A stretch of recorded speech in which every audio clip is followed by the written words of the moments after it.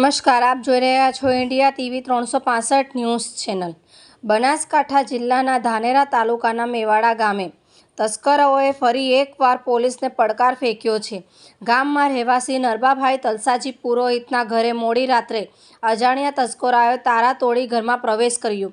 ત્યારબાદ તિજોરી તોડી તેમાં રહેલા સોના ચાંદીના દાગીના અને રોકડ સહિત અંદાજે રૂપિયા 3.20 લાખની ચોરી કરીને ફરાર થઈ ગયા હતા। આ ઘટના બાદ સમગ્ર ગામમાં ભય અને ચિંતાનો માહોલ જોવા મળી રહેલો છે। ખાસ વાત એ છે કે માત્ર 2 મહિના અગાઉ જ નરબાભાઈના ખેતરમાંથી અંદાજે રૂપિયા 1.70 લાખના બોરવેલના વીજ કેબલની પણ ચોરી થઈ હતી। તે ચોરીનો ભેદ હજુ સુધી ઉકેલાયો નથી। ત્યાર ફરી તેમના જ ઘરને નિશાના બનાવવામાં આવતા ગામજનોએ કાયદા અને વ્યવસ્થાને લઈને સવાલો ઉઠાવ્યા છે। મેવાડા ગામમાં અનેક ચોરી થઈ પણ હજુ સુધી કોઈ પણ ચોરને પોલીસ પકડી નહીં શકી। ઘટનાની જાણ થતાં ધાનેરા પોલીસ તાત્કાલિક સ્થળ પર પહોંચી હતી। પોલીસે ગુનો નોંધી અજાણ્યા તસ્કરોને ઝડપી પાડવા તપાસનો ધમધમાટ શરૂ કર્યો છે। પોલીસે આસપાસના વિસ્તારોના સીસીટીવી ફૂટેજ તેમજ અન્ય પુરાવાના આધારે તપાસ આગળ વધારી છે। હાલ સમગ્ર મામલે ધાનેરા પોલીસ વધુ તપાસ કરી રહી છે। જોતા રહો ઇન્ડિયા ટીવી 365 ન્યૂઝ ચેનલ। નરબાભાઈ તલસાજી કાતરેસા એમને ત્યાં ઘરફોડ ચોરી થઈ છે અને કેમેરામાં અસ્પષ્ટ રીતે કેટલાક 2 માણસ આવ્યા છે મોટરસાઇકલ પર, એમાં કેમેરામાં આવ્યું છે।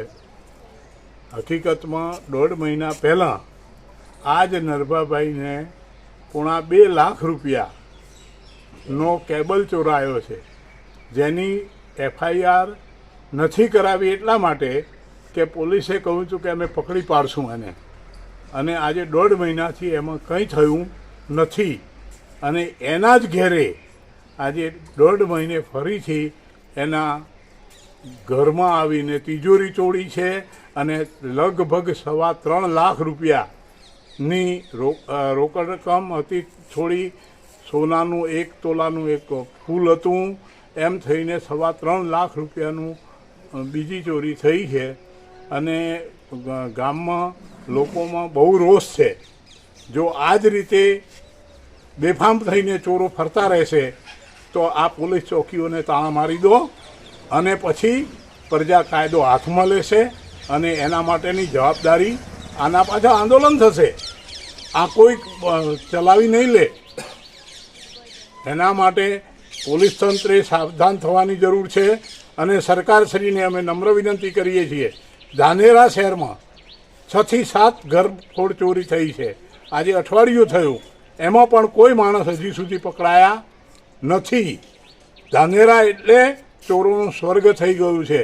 રાજસ્થાનની બોર્ડર લાગે છે, રાજસ્થાનથી પણ માણસો આવી શકે છે। દારૂ બેફામ રીતે પીવાય છે, એવી જ રીતે ગુટકા એટલા ખવાય છે। આ બધીને દૂર કરવામાં પોલીસ કોઈ જાગૃત રહીને કામ કરે એવી અમારી નમ્ર વિનંતી છે। અને આમાં જો કંઈ નહીં જ થાય તો પછી અમારે અમારી રીતે આંદોલન લેવું પડશે।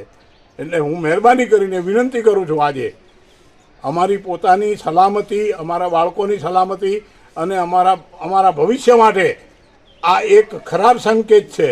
આ એક નહીં પકડાય બીજી થશે, એમની હિંમત દિવસે દિવસે વધતી જશે।